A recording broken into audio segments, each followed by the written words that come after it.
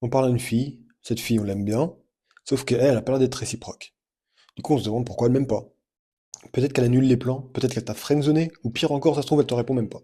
Je tiens à préciser que galérer avec les filles, c'est quelque chose d'assez courant et d'assez normal. On passe tous par là. Et si t'entends quelqu'un qui dit non, moi j'ai jamais galéré avec les meufs, je chope 700 meufs par an, gros red flag, c'est un gros mytho. Et je vais t'expliquer pourquoi tu galères et comment faire pour sortir de cette galère. Je vais te sortir 5 points qui sont assez communs, et si jamais tu galères, c'est sans doute qu'il y a un de ces points-là sur lequel tu as besoin de travailler. Premier point, t'es gênant et désespéré.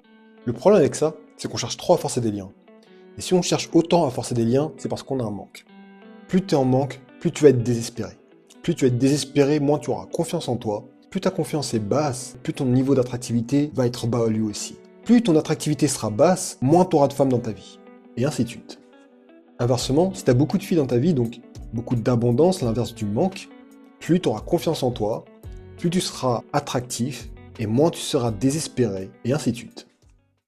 Petite parenthèse, si tu as confiance en toi parce que maintenant tu as des femmes dans ta vie, ok, c'est cool, tant mieux pour toi. Par contre, cette confiance, elle n'a rien à voir avec cette confiance intime que tu as en toi, qui vient de l'intérieur. Parce que tu as pris le temps de apprendre à te connaître, apprendre à t'accepter, et même plus, tu as appris à t'apprécier.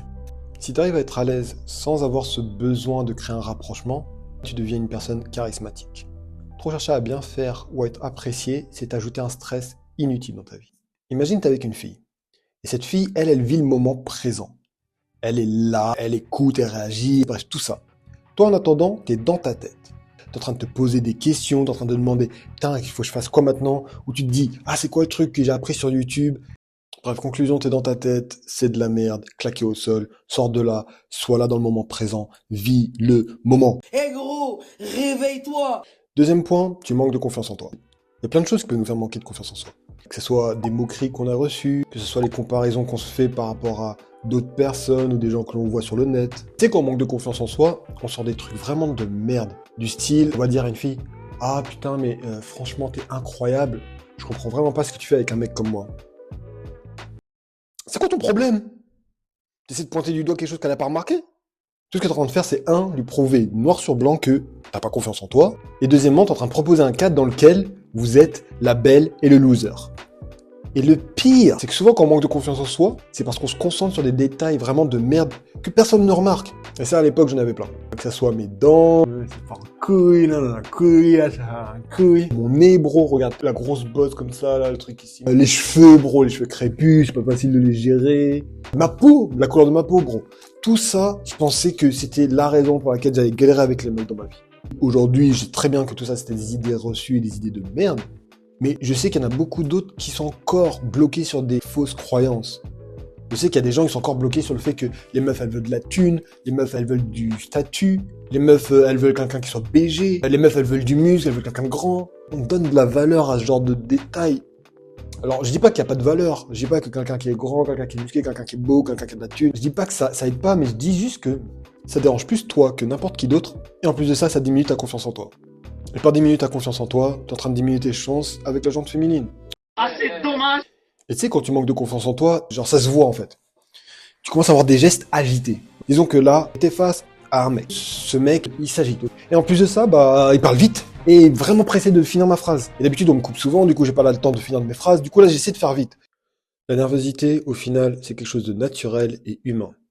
Par contre, le manque de confiance en soi, ça te desservira à la fois avec les femmes, mais aussi dans beaucoup de domaines de ta vie. La relation que tu as avec toi-même impacte la relation que tu as avec les autres. Manquer de confiance en toi, ça va juste encourager la peur du rejet, augmenter ta peur de l'échec et te limiter par rapport au fait de louper des opportunités parce que tu as trop peur de prendre des risques. Ce que je te conseille, c'est de te créer un environnement dans lequel tu te sens bien. Trouve-toi des activités régulières dans lesquelles tu t'amuses, dans lesquelles tu te sens bien ou dans lesquelles tu as l'impression de progresser. Et entoure-toi de gens qui sont bienveillants et qui tiennent à toi. Comme ça, quand tu rencontres quelqu'un qui t'intéresse, tu peux lui dire « Tiens, voici ma vie, voici à quoi ça ressemble, t'es la bienvenue. » Et ce sera quelque chose que tu auras à proposer qui sera bien plus intéressant que « Moi, je regarde Netflix et je me commande des pizzas le soir. Si tu veux, tu peux venir et puis demain on fera pareil, après-demain on fera pareil, et puis ce week-end, si tu veux, on fera pareil. » Troisième point, t'as une attitude ou une vibe de merde. Personne n'apprécie être avec une personne qui est tout le temps négative, pessimiste, qui se plaint de tout et rien, qui est jamais content et qui se rabaisse lui-même ou rabaisse les autres. Que tu sois une meuf ou un mec, personne n'aime ça. Si t'es quelqu'un qui a tendance à être négatif, qui voit le verre qu'à moitié plein, ou si tu traverses une phase difficile, ce que je te conseille, c'est de faire un travail, un exercice de reconnaissance. Pour que c'est un maximum d'impact, ce que je te propose, c'est de concrètement prendre un papier, un stylo et noter 5 points sur lesquels tu es reconnaissant aujourd'hui. Essaye de faire ça tous les jours. Ok, oui, je comprends, il y a un mec derrière une vidéo qui te dit prends un crayon, fais des devoirs, et ça peut être chiant. Bon, je m'en bats les couilles.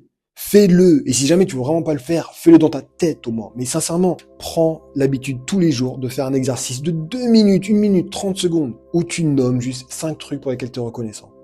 Quatrième point, l'apparence.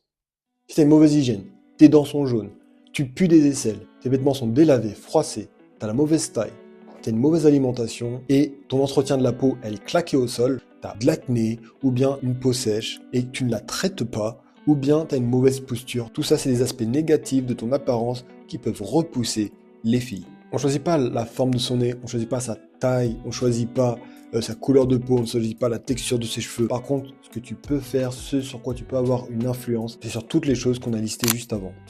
D'ailleurs, si tu veux des conseils sur comment t'embellir, je vais faire des vidéos un peu plus détaillées sur le sujet.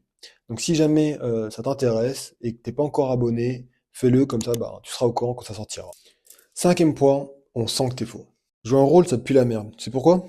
Premièrement, c'est super fatigant, parce que c'est pas ta façon d'être naturelle. Mais en plus de ça, c'est quasiment impossible de tenir un rôle qui n'est pas toi-même pour une longue durée. Au final, si tu arrives à tenir un rôle pendant un bon moment et qu'on s'en aperçoit, tu vas juste paraître manipulateur. Parce que tu n'as pas l'air d'être authentique, on va s'imaginer que tu as quelque chose, un objectif derrière la tête. Et si tu as un objectif derrière la tête, ça veut tout simplement dire que tu cherches ton propre intérêt. Puis quand on y pense, jouer un rôle, c'est super rabaissant pour toi-même. Tout ce que tu es en train de faire, c'est de dire à ton cerveau que je suis tellement pas assez bien, tel que je suis, qu'il faut que je cache qui je suis et que je joue le rôle de quelqu'un d'autre. Et le pire, quand tu joues un rôle, c'est que c'est impossible de bâtir une relation profonde et épanouie. Et bro, je te jure, crois-moi, quand on joue un rôle, on est beaucoup plus souvent grillé qu'on ne le croit. Prends soin de toi et de tous ceux qui t'entourent. À la prochaine.